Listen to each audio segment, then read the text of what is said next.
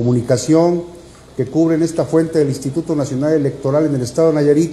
Agradezco su presencia, como siempre, por llevar a la ciudadanía la información de lo que realiza esta institución ciudadana para servicio de la ciudadanía, siempre al servicio de los ciudadanos y ciudadanos. Muchas gracias. El día de hoy vamos a ver algunos temas referentes a 4 importantes rubros que nos interesa que se conozcan. En primer lugar, quiero hablar sobre lo que es referente a la concentración en defensa de la democracia y del Instituto Nacional Electoral que se realizó el pasado día domingo en más de 110 ciudades, algunas de ellas del extranjero, por todo el país. Todas y todos fuimos testigos a través de los medios de comunicación que se llevó a cabo este pasado domingo 26 de febrero, en la que participaron más de 100 ciudades del país y que ocupó las principales portadas de los periódicos de circulación nacional. Al respecto, quiero comentarles que, siendo la promoción de la cultura cívica y la participación política una de las atribuciones del Instituto Nacional Electoral y uno de los déficits más importantes que tiene nuestra democracia, que es la construcción ciudadana y el fomento de los derechos políticos, ahora esta autoridad celebra que la principal defensa de las libertades y los derechos lo estén realizando los propios ciudadanas y ciudadanos. Sin embargo, cabe aclarar que el Instituto Nacional Electoral no fue convocante de dicha manifestación, como algunos lo han asegurado. Incluso se dijo que uno de los ponentes que se presentaron en el Zócalo de la Ciudad de México es miembro del servicio profesional del INE, lo cual es absolutamente falso. Por otra parte, creo que todas y todos nos debemos de sentir orgullosos de que estas expresiones demuestren el compromiso de la ciudadanía con su democracia, es decir, la vocación ciudadana que se articula en sociedad civil y que nos obliga a estar atentos a los llamados para respetar los derechos de toda la población. Creo que es importante destacar que el llamado central de este domingo fue para que se respeten las instituciones democráticas que se encargan de proteger nuestra Constitución, como es el caso de la Suprema Corte de Justicia de la Nación, y eso es digno de celebrarse porque hay confianza en las instituciones de la República y de la democracia. Respecto a si con la manifestación del pasado domingo quedan obligados los ministros a votar en contra del Plan B, creo que más bien se trató de un llamado de respaldo a la democracia, un respaldo a la independencia del Poder Judicial, que se ha visto también duramente atacado en su integridad y autonomía. Considero que pocas veces se han visto expresiones como esta en defensa de instituciones como el Instituto Nacional Electoral o por el reconocimiento de la división de poderes y la importancia del Poder Judicial como único garante del respeto a la Constitución y a nuestros derechos ciudadanos. Creo que vale la pena recordar las lecciones que algunas regresiones históricas para la democracia nos han enseñado en otros momentos, y para eso permítame remitirme, como en otras ocasiones, a un muy interesante libro llamado Cómo mueren las democracias, de John Kane, donde se realiza un análisis de los peligros que enfrentan las democracias modernas en el mundo actual y que cómo pueden morir si no se les protege adecuadamente.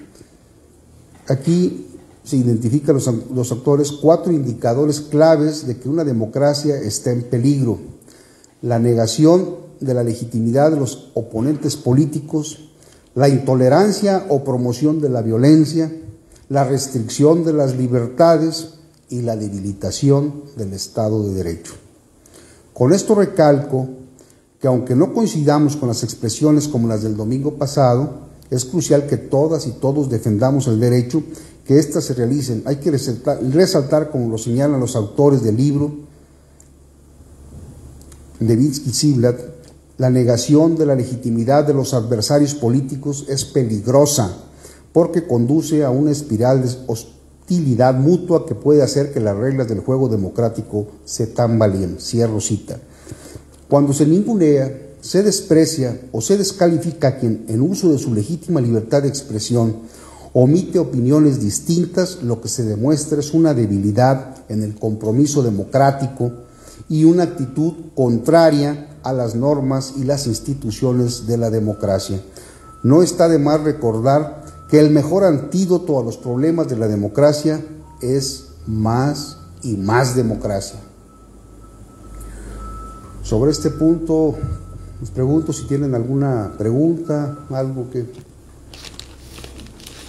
Vimos a varios exfuncionarios, funcionarios de partidos políticos que participaron en la marcha que se realizó durante este fin de semana. ¿Cuál sería la postura? Incluso, pues varios podrían decirse que lo hacen nada más por darle la contra al gobierno actual, gobierno federal, por ser de oposición. ¿Cuál es su opinión al respecto? Creo que es un movimiento ciudadano, legítimamente ciudadano, donde la sociedad civil se ha organizado para defender. No lo ha hecho nada más aquí en México, ya van 2 ocasiones aquí en México, pero también hace pocas semanas también se llevó a cabo una de tipo semejante en el caso de Israel, por las mismas circunstancias, y creo que eso es alentador porque hay una ola en contra de la democracia a nivel internacional.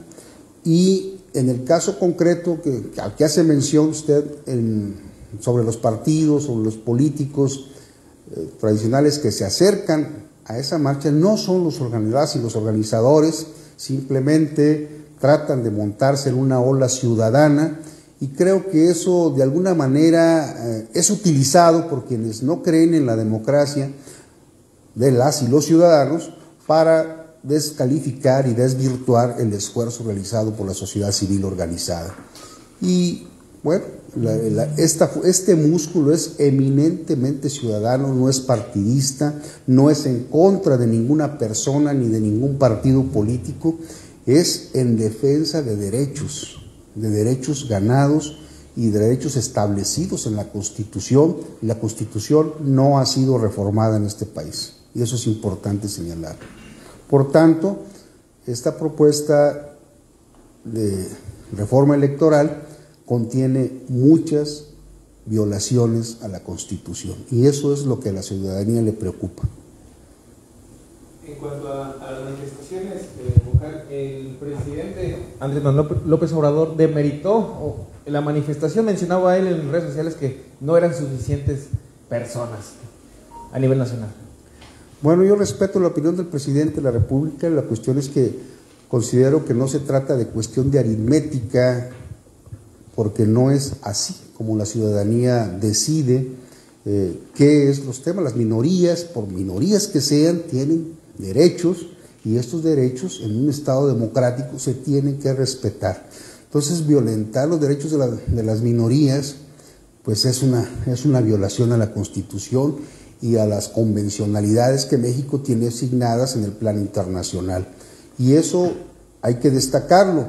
De ahí que lo importante aquí es que la ciudadanía, independientemente del número que se haya congregado, que a lo que vimos todos fue bastante, de todas las clases sociales, y creo que lo que están haciendo es defender esos derechos, la vigencia de los mismos, y ratificando su confianza en la división de poderes y en la independencia del Poder Judicial. Creo que eso es lo importante y lo que hay que rescatar. Lo demás, pues es política común y corriente. ¿Cree que sea suficiente esta movilización vocal para...? Pues que las autoridades, en este caso la Suprema Corte de la Justicia de la Nación, tome en cuenta y pues eche abajo ese plan B que pues amenaza con la democracia en nuestro país.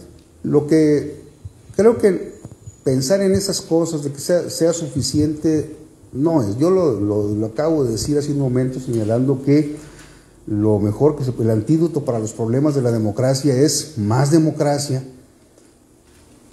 Por ende, la ciudadanía tiene cada vez que estar más al centro de los temas políticos, en donde más le duelen sus derechos. Y lo más importante aquí es que realmente existe esa independencia judicial, esa división de poderes, y que Suprema Corte de Justicia de la Nación revise, preserve y cuide la Constitución y sus mandatos.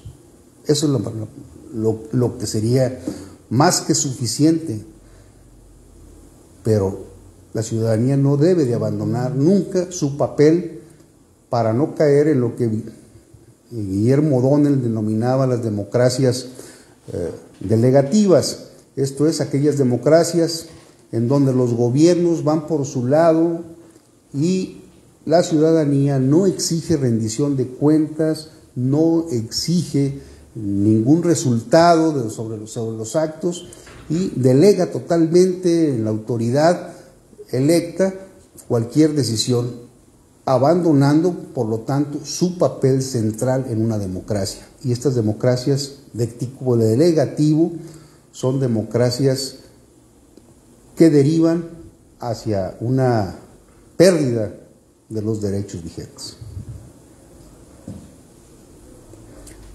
¿Alguna otra?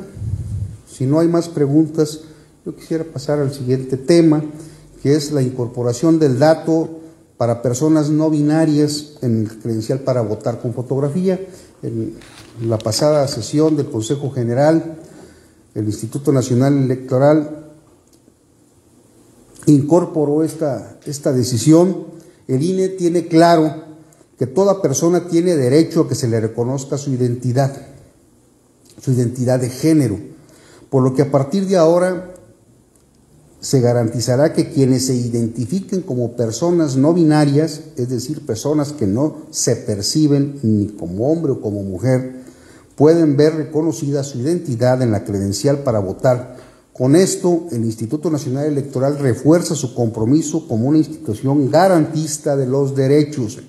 Esto es posible tras la aprobación en el Consejo General para reconocer a las personas no binarias en la credencial, por lo que a partir de ahora podremos ver una X en la identificación de estas personas. ¿De qué manera esto es posible? Pues existirán dos vías. La primera es que las personas lleguen a los módulos de atención ciudadana, presenten el acta de nacimiento ya rectificada, en cuyo caso se pondrá la X en la credencial para votar. Pero también modificaremos nuestros sistemas y todas las claves de control, como pueden ser la clave del lector. La segunda vía se dará cuando una persona no ha podido hacer una rectificación del acta de nacimiento, pero en nuestros módulos manifiesta que se identifica como persona no binaria y por tanto se le entregará una credencial para votar con la misma X en el dato de sexo, pero sin que modifiquemos su información en nuestros sistemas. El objetivo de esto es justamente evitar la discriminación de aquellas personas que no se identifican con un género hombre o mujer, es decir, con esta categoría binaria, y entonces que puedan ser reconocidas y visibilizar su existencia, al menos en esta credencial, que es actualmente nuestro mejor medio de identificación por excelencia. Es importante señalar que esto también se deriva de los juicios que promovieron dos personas ciudadanas que se identifican como no binarias en Aguascalientes y que no obtuvieron su credencial para votar con este cambio cuando así lo solicitaron. A partir de esto, la Sala Regional Monterrey del Tribunal Electoral ordenó al Instituto Nacional Electoral hacer un estudio para determinar si era viable poder hacer el cambio que estaban solicitando dichas personas, derivado también de todos los tratados internacionales que ha suscrito México en materia de derechos humanos. Al respecto, el Consejo General decidió que sí era posible hacer estas adecuaciones en respeto a su derecho a la identidad, por lo que ahora ya nos encontramos con esta posibilidad para todas las personas que deseen realizar el trámite en este sentido. ¿Alguna pregunta? Sí. En el caso del tema del Instituto Estatal Electoral, ¿también entraría el mismo sistema para ciegos? En el caso de la elección local. El Instituto Nacional Electoral es el único que tiene atribuciones en materia registral y para otorgar la identidad de las y los ciudadanos inscritos en el padrón electoral. Yo desconozco si esto lo irá a solicitar el Instituto Estatal Electoral para que sea incorporado a la credencial para votar o cómo se pretenda manejar, ya que para las personas ciegas lo que ha venido realizando el Instituto Nacional Electoral es enviar plantillas en braille a las casillas para que estas plantillas puedan ser utilizadas por las personas con este tipo de discapacidad y la pongan encima de su boleta y de esa manera puedan identificar por qué opción están queriendo cruzar su voto. Adelante. ¿Se sabe a partir de qué día las personas pueden ir a hacer ese trámite? Inmediatamente, a menos que sea impugnado y el tribunal pudiera decir otra cosa, pero lo dudo porque esto es una resolución que ya está acatando el Instituto Nacional Electoral, una resolución del propio tribunal, entonces, pues inmediatamente que se aprueba, estaría vigente. Sí. La misma pregunta, gracias. ¿No hay más preguntas? Bueno, pasamos a otro tema sobre la elección de 4 consejerías nacionales del Instituto Nacional Electoral, convocatoria que está realizando la Cámara de Diputados. De acuerdo con lo informado por el Comité Técnico de Evaluación, se inscribieron 664 personas que concluyeron con su registro como aspirantes a ocupar alguna de las 4 consejerías que quedarán vacantes a partir del 4 de abril. Se trata de 204 mujeres y 460 hombres. El Comité Técnico de Evaluación publicará el viernes 3 de marzo, el pasado mañana, la lista definitiva de aspirantes que con base en su documentación cumplan los requisitos constitucionales y legales que pasan a la fase de evaluación de conocimientos en las materias constitucional, gubernamental, electoral y derechos humanos. Posterior a esto, el día 7 de marzo, se tiene programado el examen de conocimientos con el fin de integrar las 4 quintetas de finalistas, una por cada consejería que quedará vacante. Sobre esto es relevante recordar que el pasado 24 de febrero el Tribunal Electoral ordenó a la Cámara de Diputados modificar la convocatoria para que la quinteta de aspirantes a ocupar la titularidad del Consejo General del INE, la presidencia, esté integrada por mujeres, en aras de cumplir con el principio de paridad de género y de alternancia, por lo que por primera vez el Instituto Nacional Electoral estará encabezado por una mujer, por una presidenta. No sé si hasta aquí tengan algún comentario. Comentaba, el 5 de marzo es la lista de los 5 finalistas, ¿se la puede decir para los puestos o cómo? El viernes 3. El viernes 3, ok. El viernes 3. ¿No hay preguntas? Bueno, ya para concluir, el Foro Global de Democracia Directa Moderna en 2023, quiero señalar que el Foro Global de Democracia Directa Moderna ha sido siempre un privilegio y sede que se ha desarrollado en la ciudad de Ginebra, Suiza, por ser, por decir algo, la cuna de la democracia directa moderna.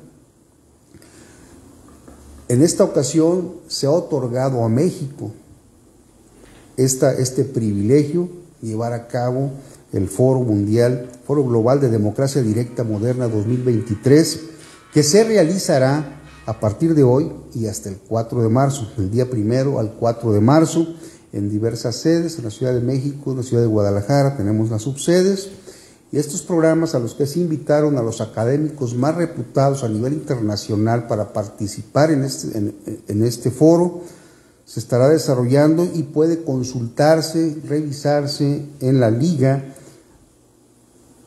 que les haré llegar a través de Edgar, que es https://bit/li, entonces, bueno, mejor se las hago llegar. Esto es a través de a través de YouTube, y se podrá seguir en vivo por las redes sociales y el canal del Instituto Nacional Electoral. Entonces, si sobre esto hay alguna pregunta, alguna duda, pues por mi parte, adelante. En este acuerdo global, ¿qué temas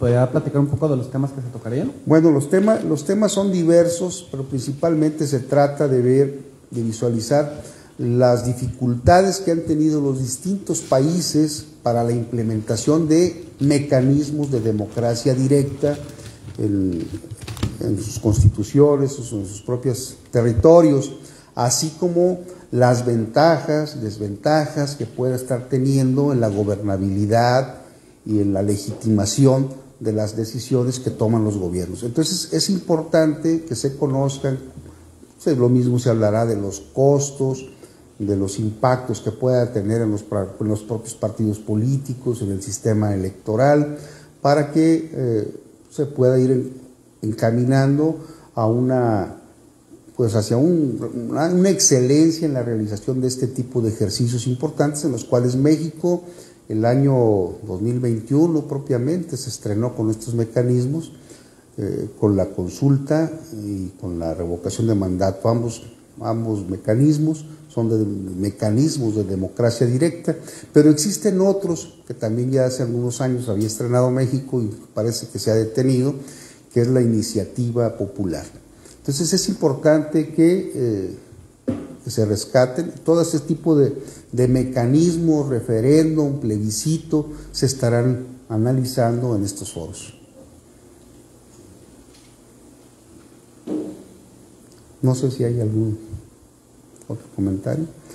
Pues si no hay más comentarios, les agradezco a todas y todos ustedes su presencia, como siempre, a nombre del Instituto Nacional Electoral, para beneficio de la ciudadanía. Muchas gracias.